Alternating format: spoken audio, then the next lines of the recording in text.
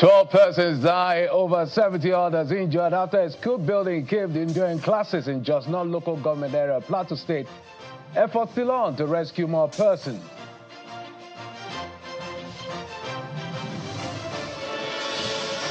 Nigerian Governors Forum welcomed judgment on financial autonomy for local government, says it will comply with the decision of the Supreme Court, and governors are pleased with the devolution of powers.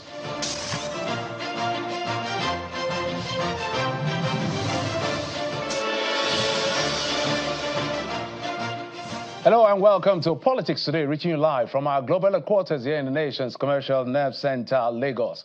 I'm Jeffrey Uzonga. So let's bring you up to speed with what we've been tracking. And it's quite a sad development in Plateau State, where 12 persons have died and over 70 others have sustained various degrees of injury when a school building collapsed in Bosa Buji of just North local government area, Plateau State. The two-story building housing secondary school students of St.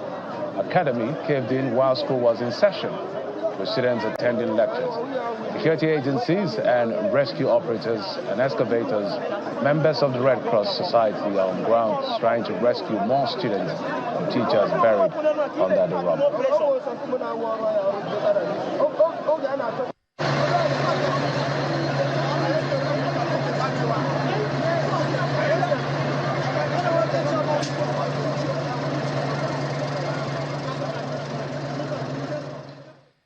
Indeed, our thoughts and our prayers are with the families of those who have been affected, and we hope that there will be no more fatalities as far as this is concerned. So we can tell you that they are doing their best to see how many more people they can get out of that rubble after the students were receiving lectures and it caved in just north in Plateau State. Away from that, the Attorney General of the Federation and Minister of Justice, Mr. Lateef Fagbemi, is asking the National Assembly to pursue constitution amendment that will ensure the legitimacy of local government elections conducted by state electoral commissions.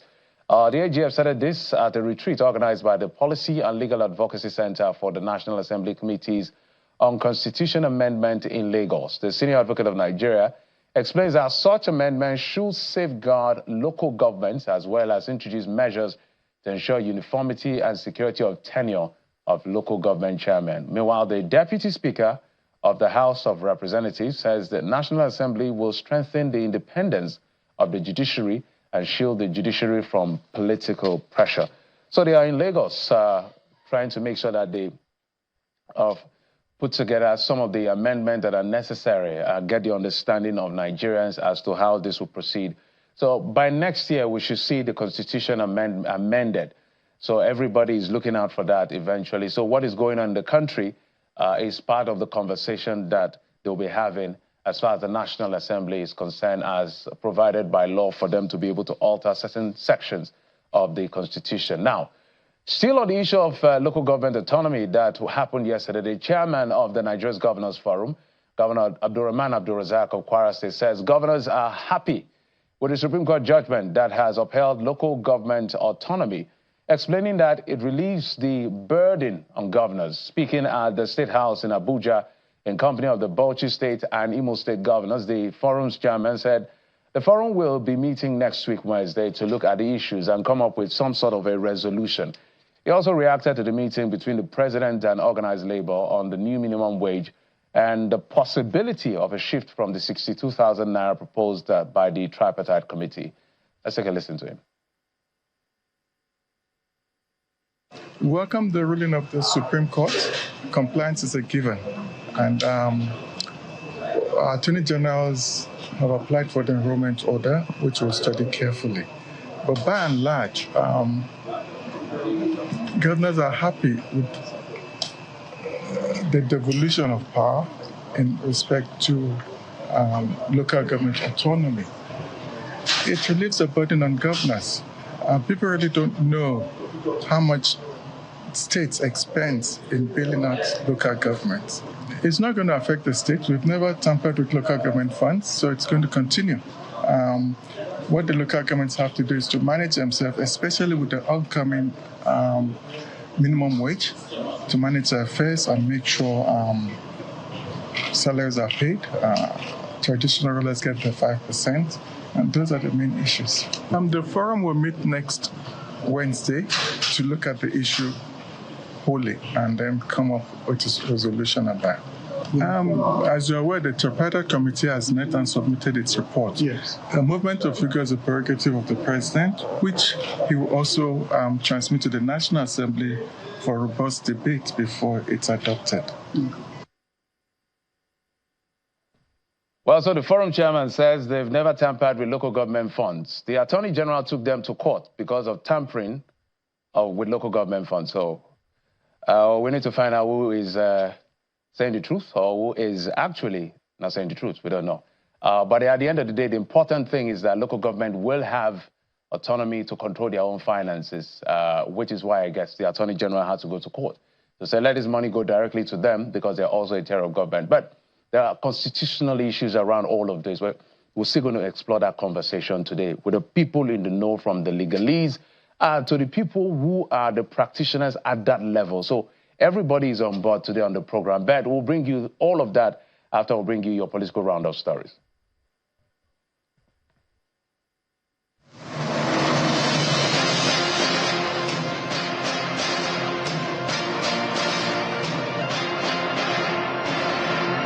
The Inter-Party Advisory Council, IPAC, is calling on the federal government to empower the Independent National Electoral Commission, INEC, to conduct local government elections and scrap State Electoral Commission. Addressing a news conference in Abuja, National Chairman of IPAC, Mr. Yusuf Dantale, also commended the judgment of the Supreme Court on local government autonomy. Mr. Dantale notes that the judgment has restored citizens' confidence in the judiciary and also called on the anti-graft agencies to immediately set up a monitoring team to ensure funds released to local governments are prudently and judiciously used for the good of the people. CX do not have voters registered, they do not have beavers, they do not have IRF portals, they do not have ballot boxes and other essential in conducting credible polls. The INEC chairman, Professor Mahmoud Yakubu.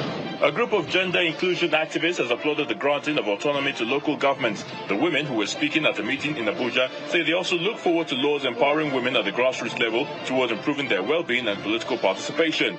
They also spoke on the need to strengthen the nation's laws to protect women and young girls. Gender character should also form part of it, because even within the different ethnic groupings in all and across the country, there is no one ethnic group that promotes women's rights or you say women have better representation. Ahead of Saturday's local government elections in Adamawa State, the chairman of the State Independent Electoral Commission, Mohammed Umar, is assuring the state indigents of free, fair and credible polls.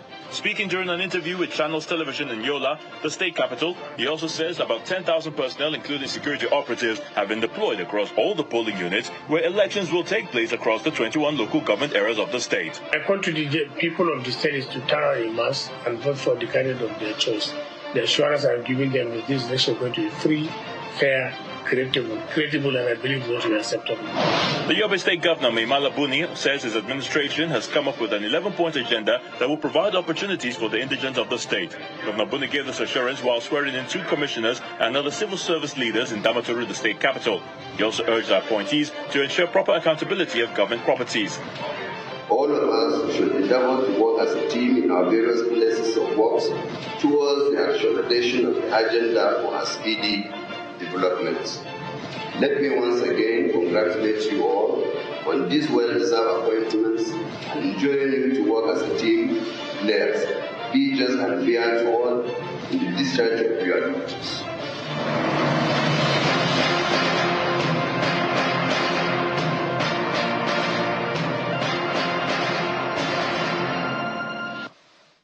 All right, welcome back. We continue our conversation around the LG autonomy. It's been in the polity, loads of commentary, things I've read, laws I've looked at, conversations we've had about this.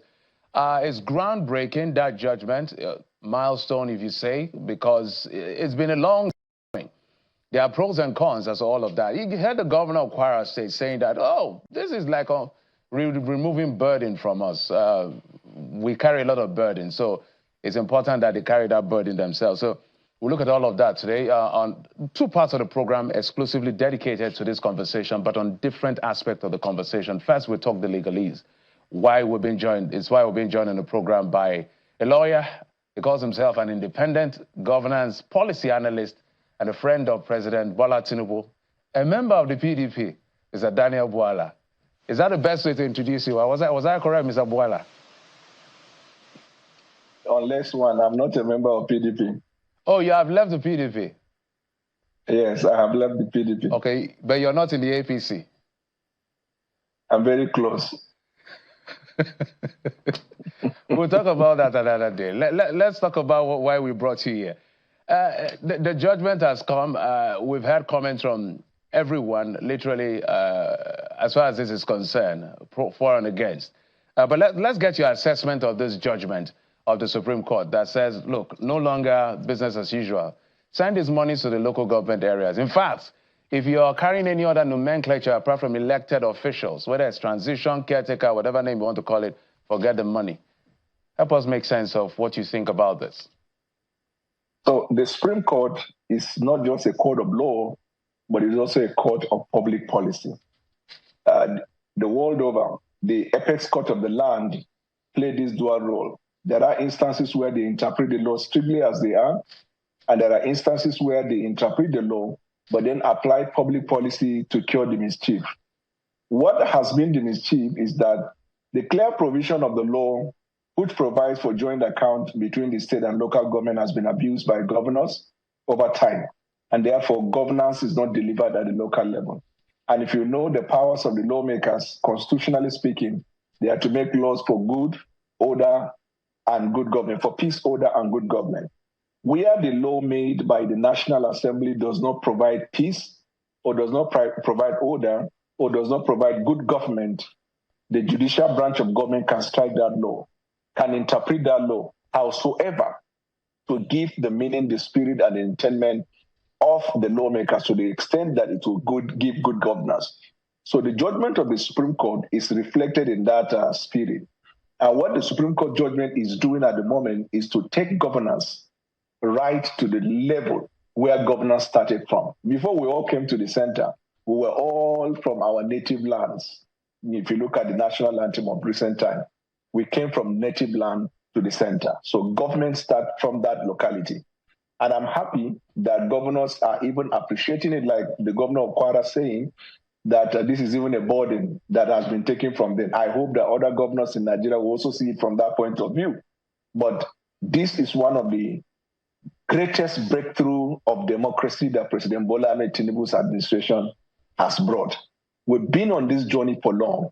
I remember even under Buhari, when he was struggling with these governors, he had to sign an executive order to give effect to that provision of the Constitution. The same governors on the platform of his own party went to the Supreme Court and challenged him. But I'm happy that this time around, that President Bola Ahmed Tinubu's administration took it to the Supreme Court. The Supreme Court gave the interpretation that will bring peace, order, and good government to the local government. I'm going to stay with you on the issue of the laws as much as possible, and then we'll get to the politics of it. But you just heard Abdulrazak Abdurrahman, Kwara State Governor, say, we don't touch the local government funds. The AGF took them to court because they said they touched the local government funds. So what do we make of these two parallel? Well, I'm sure that his statement is political, but there is no governor in Nigeria here who has not been touching the money of the local government. You see, because the money is domiciled in that account called the joint account, what we find, for example, in Nigeria today, we have about 21 states of the federation that have caretaker chairmen.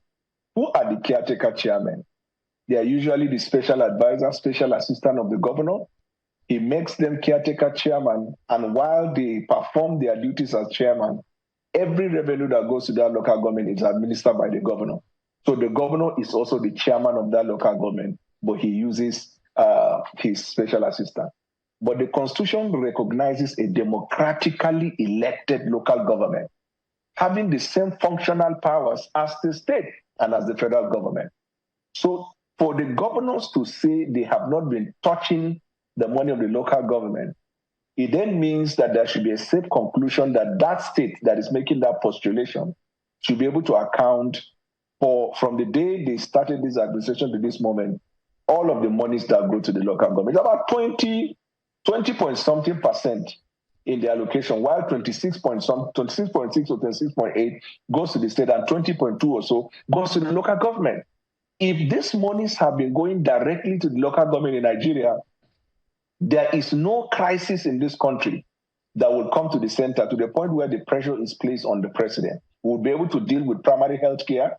We'll be able to deal with things that have to do with security and local education at the local level. But all of the money going to the local government have always been the monies of the governor. So let's go to the laws now. All of this is in conversation around Section 162 of the Constitution. The issue of 162 subsection 6, I want you to help us make sense, because that truly provided for this joint account that created the whole Jack controversy. So what do we make of that provision of the Constitution right now? Because it's still there as part of our ground norm. Yeah, so that's the provision of the Constitution as it stands. With the judgment of the Supreme Court, it means that judgment of the court is valid and the law. You see, the role of the court, which is why in the academia, sometimes when judges make decisions that correct legislation, oftentimes we call it judicial legislation. In the same way, executive orders oftentimes is referred to as executive legislation, while judicial on is called judicial. So you operate within the ambits of the law. What the Supreme Court has given, take for example, I've had divergent views and argument around that the strict appliance of the Constitution is not followed. The judgment of the Supreme Court by our law is valid and is the law, and it is binding on all authorities throughout the Federal Republic of Nigeria. And even where you think that the Supreme Court has failed, you know the dictum of the court, that the Supreme Court is final not because it is infallible, but it is infallible because it is the final court of the land. That is a democracy handed to us. In terms of strict application or interpretation of that joint account, it is for the purposes of domicility of the money. It is for the purposes of record and accountability that there is a joint account belonging to the state and the local government where these monies are going to go there. But where there is a maladministration and misappropriation of the money that belongs to the local government in the joint account, the Supreme Court has stepped in to correct that by saying the federal government is directed from now henceforth only to release monies to the accounts belonging to the local government council. And in states where there are no democratically elected local government chairmen, the federal government should not release the money but wait. So there is no controversy, there is no problem, because Supreme Court is coming from three prongs. One, as a code of law, interpreting the law strictly. Two, as a code of policy, directing public policy in government. Three, as a court that corrects the mischief. So, and this is what I believe that the Supreme Court has done. So no controversy, no problem whatsoever. So, Mr. Bwala, this means that it's either that provision, subsection 6 or 162, is going to be expunged or amended to reflect this new reality. But there is, it's not everybody that is applauding this. I think I saw a statement from former governor of Delta State, James Ibori. He considers this as an assault on true federalism. If my producer can show me that section 2, subsection 2 of the Constitution, which perhaps is attributing this to, which talks about the federation consisting of states and the FCT. So if you see subsection 2, if they hold it here, it says, Nigeria shall be a federation consisting of states and a federal capital territory. The only time we heard of local government was in section 7, subsection 1, which guaranteed the establishment of local government by the Constitution through the state. So I want you to speak to the people that are faulting this to be like, you are violating the law according to provision of section 2, subsection 2. So you have to look at it from, that's why in our interpretation of law, we talk about reading it either disjunctively or you read it conjunctively. The portion he's referring to must be read conjunctively. In other words, you read that in connection with other sections of the Constitution in order to have a true meaning of what it says. I will even add to the conversation section 5 of the Constitution, because the president, who is the commander-in-chief of the armed forces of the Federal Republic, by law, has a duty to protect, promote, and enforce the provision of the Constitution. In fact, that was what Buhari tried to do. When he discovered that these governors were creating mischief, he signed executive order in order to enforce the provision of the Constitution. But the Supreme Court then said that that executive order would have amounted to lawmaking because he ought not to have done that. That is quite understandable. So if you read it disjunctively, you might think the import there is that you have the state and the federal capital. But if you are looking at it conjunctively, you also have to refer to the section of the Constitution that talks about the local government and refers to the power of the president to ensure that there is a reconciliation of the provisions of the Constitution in order to deliver peace, order, and good government. And that is exactly what has happened. If I go by his argument of Chief James Igori, does it suggest that the state that exists, does the state swallow the local government? Because the Constitution says democratically elected local government, meaning that they have the same powers as circumscribed by the Constitution, and they are to run the administration in a way and manner in which the Constitution provides for it. So what state government often do is that they look at the local government as a slave, that the state is the federating unit, the local government is the slave. But that is not the import of the Constitution. That's not the intendment of the lawmakers. So you read it conjunctively. If you read it conjunctively, no issues. If you read it disjunctively, then it will be subjected to varied interpretation. For the people who are afraid that this is dovetailing implicitly into another form of central control, and I'll tell you why I said that in my next question. Is that what you see? You said, come again? For the people that are seeing that this is more like federal government controlling everything again from the center, not allowing the state to be a proper federating unit by this action and more action coming, is that a fear that we should be concerned about? It's not a fair assessment. Why? Because the president did not act unilaterally. The president approached the court for interpretation. The Supreme Court of Nigeria is not a federal government. The Supreme Court of Nigeria is the body that represents the arm of judicial branch of government, whose duty it is to interpret the law and settle dispute. In this case, there is a dispute, if you look at section 250 or so, the dispute between the state and the federal government.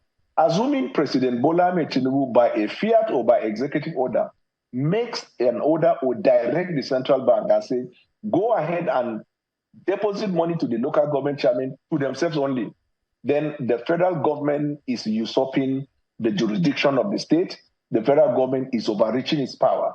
In this case, there is a conflict. It is the duty of the president, subject to the provision of Section 5. His powers and duties goes across the Federation of Nigeria. He has a duty to protect the interests of the republic, right? He approached the court and said, please help us interpret. We think that this interpretation should have been this way. The state also argued in the Supreme Court. It's not as if the federal government went and made the judges and then got a letter. And then the Supreme Court gave robust interpretation. Now, I must admit, I've not read all of the judgment, but all of the analysts have not denied. They've all agreed to this fact that there was a decision by the Supreme Court to the effect that monies meant for the local government should go to the local government and only to local government that are democratically elected. In this case, you cannot say there is a usurpation of power or there is an abuse of the federal executive branch of government because the government approached the court and the court gave the order. The beauty about the sanctity of the judiciary is that the law, even if it is a wrong judgment, because it is a judgment of a court of competent jurisdiction, in this case, the judgment of the final court of the land, that means that judgment becomes a law. The only thing that may happen is the National Assembly can now legislate in order to bring clarity, in order to delineate and distinguish, some of these issues. It happened now in the case of Amechi and Naine. You remember the Supreme Court decision that time. The National Assembly had to amend the law so that we didn't have to have that again. That is the beauty of democracy. It's evolution. But at every given time where there is a dispute, the judicial branch of government are the one whose duty it is to give the interpretation. In this case, it favored the federal government. There are areas and instances where judgments were delivered that never favored the federal government. Why didn't we say at that time that there is a usurpation of the authority? All right, so Bola, that's what we brought you to bring all the legal intricacies and make sense for us. We must admit as well, we're waiting for the CTC to be able to speak authoritatively based on the reasoning of their Lord Justices and the conclusion of this. But whilst that is on, we understand some of the things that were said in court. So let's give a litmus test, for instance. That directive that if a local government official or the chairman or whatever it is are not democratically elected, they should not be receiving any form of funds. So let's use Rivers State as a litmus test. Their tenure expired, I think, 17th of June. The tenure of those gentlemen expired, although there was this argument about tenure extension according to the amendment of the law and all of that. So let's just say their tenure expired, for instance. Now they have a caretaker committee. In testing the law, this new directive from the Supreme Court, how can it be, how do you put it now? How do we test it with the reverse scenario? Because it looks like a bit of almost a quagmire. No, there is no quagmire anywhere. Okay. What the import of the judgment of the Supreme Court is that henceforth, the law is not applied retroactively, right?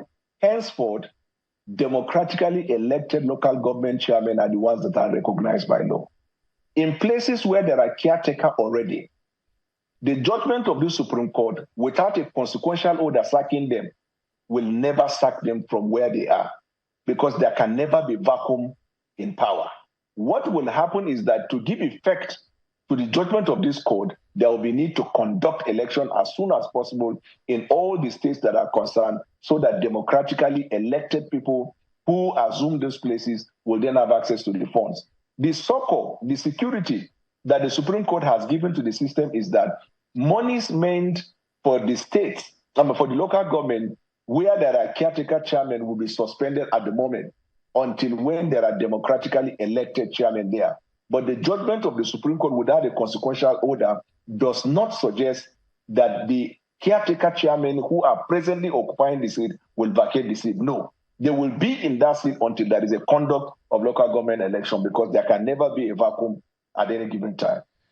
All right, Mr. Bola, let's go. If I can get back my slide, that particular, that particular slide, the second one, on the issue of INEC conducting state elections. I want you to speak to that, because there is a call that it is not just sending money to this local government. What about how these people are brought into power? So if I can get that slide, I think it's in section 197 or so of the Constitution that clearly allows state to conduct elections. But what we see, for instance, now there's going to be an election. So that's a provision. You see 197 subsection 1B says State Independent Electoral Commission and all of that is provided and can be established. So I wanted you to speak to that, because there's already a call. Even the AGF himself is calling for a way that INEC should start conducting elections, because at the end of the day, INEC chairman has raised an alarm that Governor Stop coronation conducts elections. And it feels like INEC does a better job than the State Electoral Commission. Tomorrow there's going to be Adamawa, there's going to be Delta. I think sometime in October there's going to be one in Rivers, another one in Akwa Ibom, and all of that. Do you subscribe to an amendment to this law where INEC will now be conducting elections in state because of this usurping by the incumbent of local government election results, if you will? 110% I subscribe to that. In fact, we were the people that were making the argument, because bad as INEC at the central level is being conceived, worse than that happens at the state. In fact, what happens at the state is stage managing, is role play, where people emerge as the chairman. So to give effect to the judgment of court, validating the provision of the Constitution for autonomy, the Attorney General of the Federation has two options. Option number one is to also test relevant provisions of the Constitution and ask the Supreme Court whether or not, having regard to these circumstances, the national body, INEC, should not conduct the election. Because the whole idea is to maintain the spirit and intent of the Constitution, and so that the judgment of the court will not be incoherent. That's one aspect. You can test the waters, and if the judgment of court says INEC should do that, then INEC becomes the body recognized by law for the conduct of election at the local level, pending when the constitutional amendment will be done. The second one is the constitutional amendment. The constitutional amendment is going to be a big task, because that is when the governors are going to refuse their assent or refuse to pass it in their state assembly, because this is where they will feel they have a jurisdiction to find that. So the first option, which is to test it in court, to me is a better option in order to bring about transparency in the way and manner elections are conducted for the emergence of chairman at the local level. But in the meantime, I have advised that the president can give effect to the judgment of the court. The court was very vocal and vociferous about what they meant. So the president can direct through the Attorney General, the NFIU, the EFCC, the ICPC, and any other body like the Central Bank of Nigeria.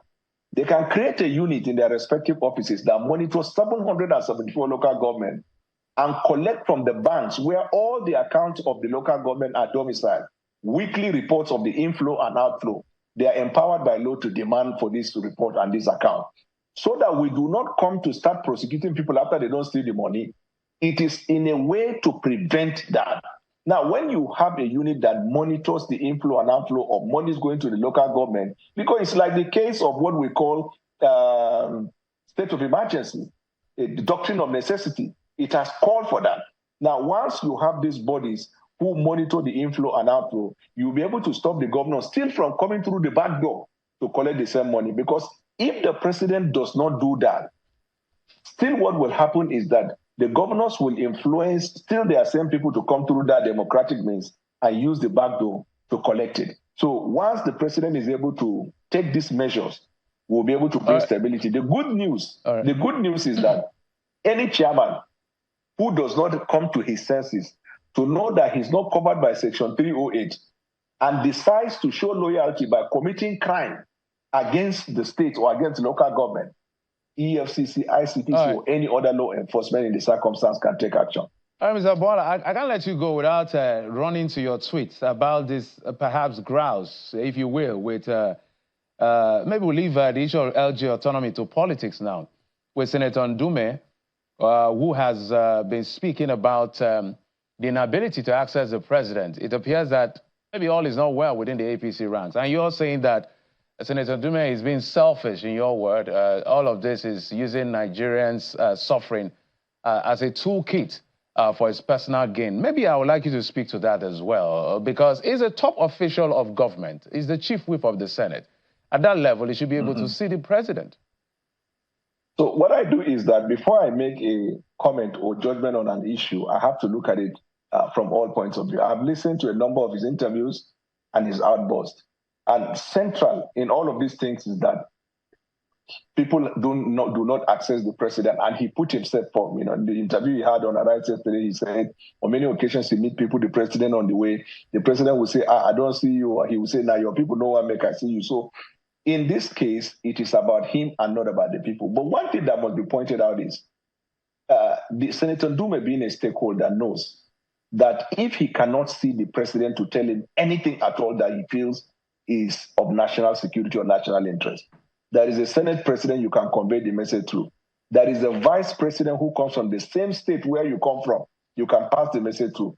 Then there is the chief of staff to the president that you both were House of Rep members. You can pass the message. And this Senator Ndume, if I'm not mistaken, since President Tinubu assumed power, he has seen Tinubu not less than 2 times. So why must access to see the president constitute national security? You see, then it will now make people, in our law practice, we say when you bring the evidence of your good character, then the evidence of bad character becomes admissible. People will ask, at your local level senatorial district, people have tried to access you and they have not been able to do that. You have not been able to represent in delivering the deliverables to the locality. That was not an issue to you. What is an issue is to the president. You see, let me tell you what is happening before you cut me off. You see, this gathering of the clouds by former appointees of Buhari, who probably are investigated for one financial crime or the other, coming together to say they will unseat Buhari and recruiting people and getting people with aggrieved, feelings towards Tinubu to do that. It is unfair both to politics, to equity and good conscience. This man has only been there for 1 year. Right. You are putting pressure on him. Buhari has been there for 8 years. Where were these people? Okay. I must thank you, Mr. Bola. I needed you to respond to that. Maybe I'll also get Senator Ndume to come and respond to you as well on the program at some other point. Maybe pair both of you if that is possible at the end of the day. So both of you luckily... The only reason I talk is because he came from my senatorial district. All right. Thank you so much, Mr. Daniel Bola, lawyer, independent, and governance policy analyst. Thank you so much for your thought and your insight on the legalese as far as this is concerned. Thank you, sir. Thank you as always. Thank you. We are not done with the conversation. This time we're going to talk to Algon, the very people who are going to be the beneficiaries of this particular judgment of the Supreme Court, as well as other stakeholders. Join us again.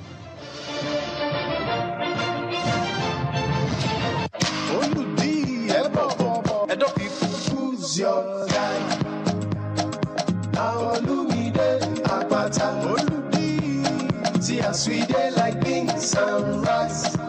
And those people, I will never leave your side. I will never ever. I dedicate my time, forever, time to you, my people. Even if the road be rough, I know mine. 'Cause together we shall stand. Make we all come out on election day and vote Olumide Osaigbavo Akpata, Una guy, as governor of Edo State. He ready to change our story and bring better life for we and our Pikin them. Vote Labour Party, the party for Papa, Mama and Pikin. Make we vote well, oh. Oluji, confirm. Now you be our guy. Labour Party, forward ever. Olumide Akpata. It is new, it is unique and of international standard. Maduka University. Maduka University, a modern university of international standard with modern facilities for learning, committed to training entrepreneurs across different fields of human endeavor, offers admission to students in different courses such as law, accounting, medical lab science, cyber security, mechatronics, mass communication, nursing, pharmacy, ICT, computer engineering, civil engineering, JUBE program, and a lot more. Maduka University is located in an environment of serenity, safety, and security at Ekwebe, Nsukka, Enugu State. For more inquiry, visit our website, madukauniversity.edu.ng, or call 0805-509-1802 or 0915-789-3107. Maduka University, the place for the transformation you seek.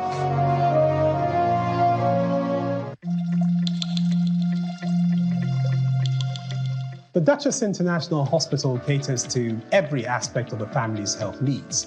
A one-stop shop for maternity and child health services, emergency medicine and critical care, medical and surgical subspecialties, dental and eye care, and a range of other subspecialties and services, all available at a single location right here in the heart of Ikeja. And it really doesn't matter if you're paying out of pocket using your HMO or private insurance. We focus completely on providing that world-class affordable healthcare for all the family at all times.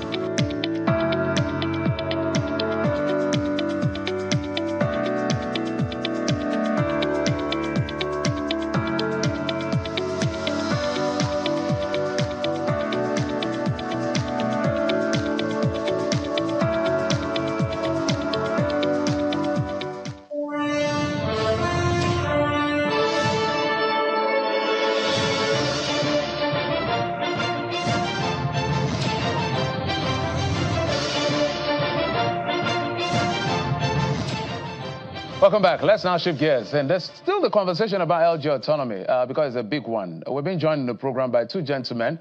Mr. Aminu Muazu Maifata is the national president of the Association of Local Governments of Nigeria.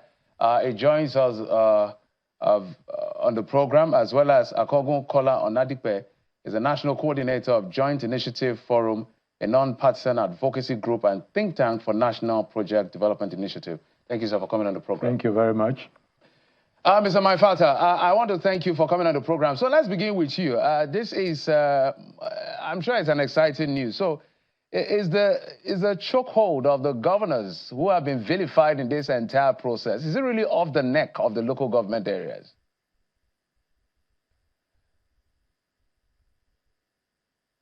Thank you very much, and good evening. Please, go ahead with your thought. I was asking whether this is Uhuru yet for the local government. Actually, it is a moment of excitement for local government administration in Nigeria. It is a welcome development, as we all know. even though there are certain states that have been enjoying this kind of autonomy before now, but there are very few, which I did mention the other time, like Nasarawa, like Lagos, like Kaduna, and but very few. And they have been experiencing tremendous development in those states. So now it is going to be across the nation.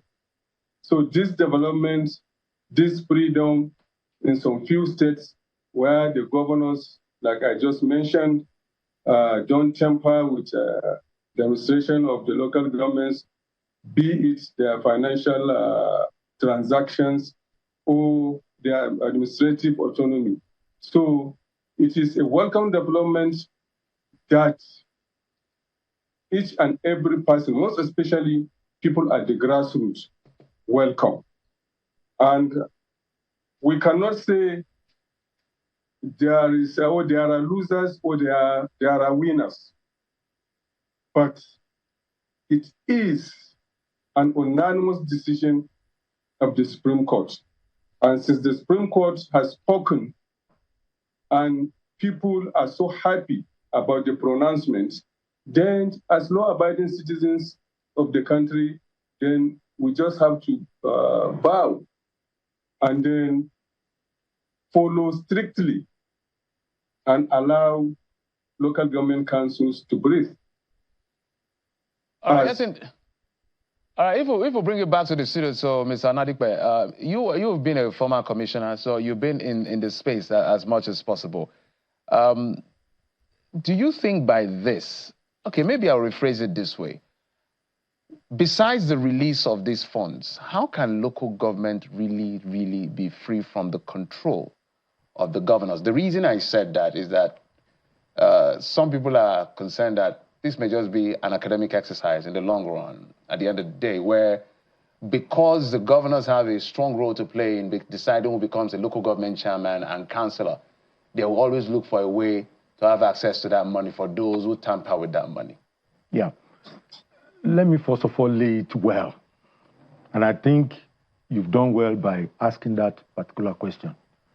The fundamentals is the fact that everybody in Nigeria today, except perhaps the governors, are not happy. Everybody is happy. That's the truth about it. And it's a new dawn. For us, we have been working on this thing for the past 12 years. And don't forget, in the Buhari administration, there was a constitutional amendment that was scuttled by about 10 states. So we couldn't make 24, which is the minimum for the constitution to be amended. That was what scuttled it. But the practitioners were not deterred. They still went ahead and push and advocate in the way that things will get to this point. But what the president has done is very laudable, because don't forget, about 4 weeks ago, the National Assembly, both the Senate and the House of Rep, passed the amendment for this local government autonomy. The papers are already in the state houses of assembly. And so while we are waiting for that, the president also did a very proactive action by directing the AGF to go to court, and that was how we got to this point. So it's a two-pronged attack from the way we saw it, that the Supreme Court has now given the judgment, and everybody is happy with it. But it's not Uru yet, because the constitutional amendment is the final nod, which we are hoping and believing that all the state houses of assembly, with their speakers, they will also know that time is not. So in your view, my question is, in your view, this is not foolproof to interference by governors? No, it's not. Let me take it to Mr. Maifata on this particular one. Mr. Maifata, we may begin to think about the quality of leadership at the local level, given the resources that's going to be in their hands right now. Perhaps, I don't know what it means, maybe they will start attending FAC meetings at the end of the day. So I want you to speak to the personnel level of the local government leaders who will be able to appropriate these monies you know, to the best and the interest of the people or the generality of the people. That is, if they are to attend FAC at all. Yeah, thank you very much. And it has been our main concern as the third tier of government not be allowed to be attending FAC. We have been yearning for this, and by the special grace of God, this will come a reality. And to your question, if you look at the caliber of local government council chairmen now, more than 2/3 in the country, most especially those that won election or are in that seat resulting from election. Most of them are highly educated with good experiences in administration of local government councils or in general administration. So that is why we say that if there is this kind of autonomy, it will greatly go a long way in improving the people at the grassroots.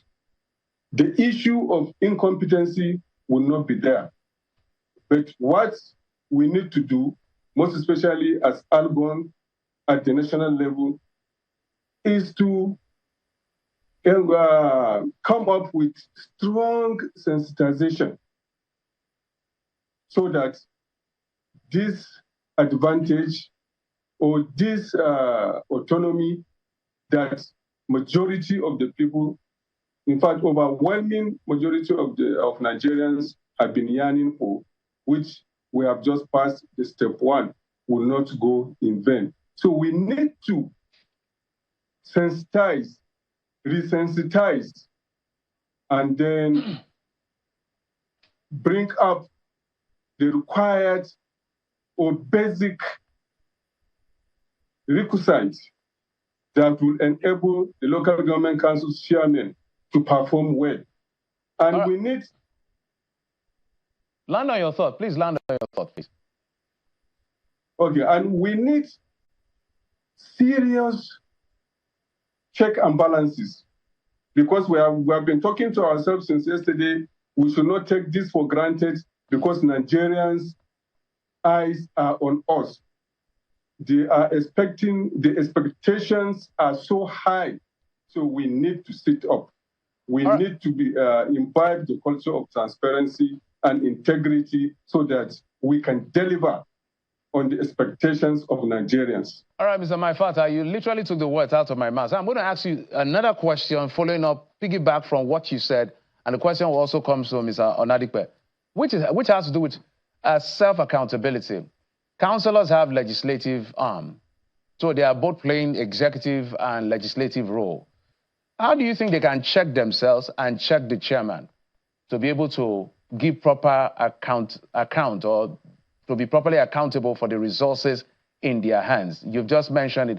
How can we trust them that they will be able to look at themselves and account for the resources available to them? In May last, just May, 1.1 trillion was shared among the 3 tiers, 288 billion went to the local government. I'm sure more money is coming this time. So this one is going to be direct. So we're talking about real resources. And if you're the executive, you're the legislature, how do you check yourself? Yeah, the system is there. And the time to practice it, as clearly stated in the law, is as a third tier of government, is what we are required to do now. And even now, wherever you find an elected executive in local government council, you will see the legislative arm being functional effectively. Because at the end of the day, one is required to, so at the end of the year, or even before the preceding year ends, you are required as a local government council chairman to submit your budget proposals to the legislative arm, which will go same rigorous way like is being conducted at the state and national level. With that, we have the Office of the Auditor General of Local Government and is there to check whether the councils are adhering, that is, executive arm of the council are adhering to these rules. So the system is there. And now it will be down and it will be upon us to make sure that we practice it, because all eyes are going to be on us. Yes, so indeed, we need to do the right thing. Mr. My father, all eyes are going to be on you guys. The difference in your own, and I empathize with you, or sympathize, if you will, you don't have immunity. So if anything goes wrong, you're not like governors or the president. And let me bring it to you, Mr. Nadikwe, on that same question I asked about checks and balance, given their role in this particular, because we're looking at people's money here. Let me tell you, the check and balances are always there. But the way it's going to be now is that a lot of quality people will be attracted into the local government. And we saw all of this coming. In each local government, there have been a lot of training for the public officers and civil servants. They have them, the same set of people you have in the state. You have similar sets of people in the local government. They have been trained over the years. But when you train people and there's nothing for them to do, the monies will never come. And so how will you get the best out of them? The way it's going to run is that there will be a lot of people that will be attracted. And that's the key point for us. You have a lot of professors, lecturers, doctors who are apparently retired. They want to also partake in all of these functions. And once there is this accountability being improved in terms of the kind of money that goes into the local government, and trust me, no money that enters local government gets stolen without the people not knowing. That's the truth about it. Who is the people here? The people in the local government. That's the workers? Yes. Okay. Let's put ourselves as an entity in the local government, because we all reside in local government. People forget, we all reside. Nobody lives in the state. It is the people in the local government that has all the wherewithal to actually know, okay, where is this fund going? Where has it gone to? They know where to trace the fund, and they will ensure that the culprit is dealt with in their own local way. All right, so let's take it to Mr. Maifata. Just as we're taking it, if my producer can get me my second slide that has to do with the functions, I think, of local government in the fourth schedule, where we can be rolling that while I ask my question to Mr. Maifata. Remember that one of the big tests in your expenditure is going to be the issue of minimum wage and all of that. So I want you to speak to the issue of paying teachers. Sometimes there's been an argument back and forth as to who is going to pay teachers. Let it not be like career orphans in this situation. Thank you very much. Yeah, I want to assure you that the issue of payments of teacher salaries will not be a challenge to local government councils across the country. After all these years, their salaries have been coming from local government councils' funds to them. States or federal governments are not paying teacher salaries. And just like I said, we need more sensitization. Once a local government council chairman knows that he has no immunity, so he must sit up. If you can pay your staff, pay other staff, why not teachers? Teachers that amongst the staff in the local government councils are the ones that are performing optimally. They hardly abscond from office. So any local government council chairman in the right sense must make sure that teachers are paid first. So that issue of fear that local government administrators or local government council chairmen will not pay teacher salaries regularly or at when due, I don't think it will be there.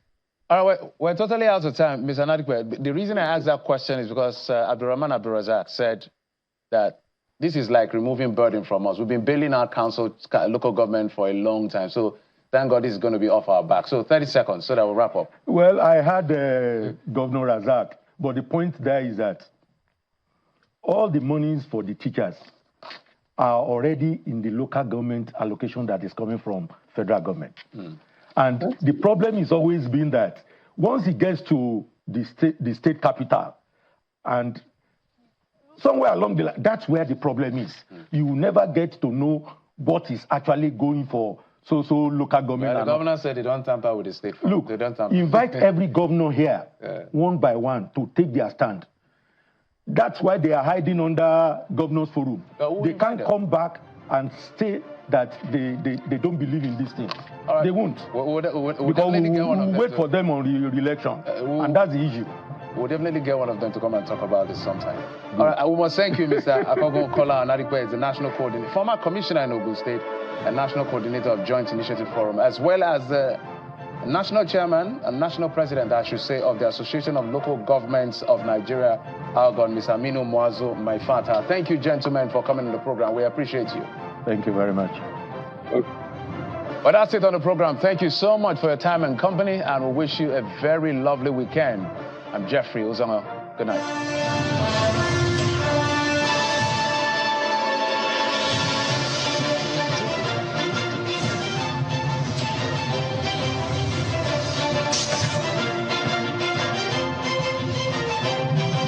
Did you know you can access electoral information with just a click? Introducing Nigeria Elections, an inclusive artificial intelligence platform that guides citizens on Nigeria's electoral and civic landscape. Say bye to misinformation and disinformation. Visit www.nigeriaelections.ng today. Nigeria Elections, addressing democratic questions.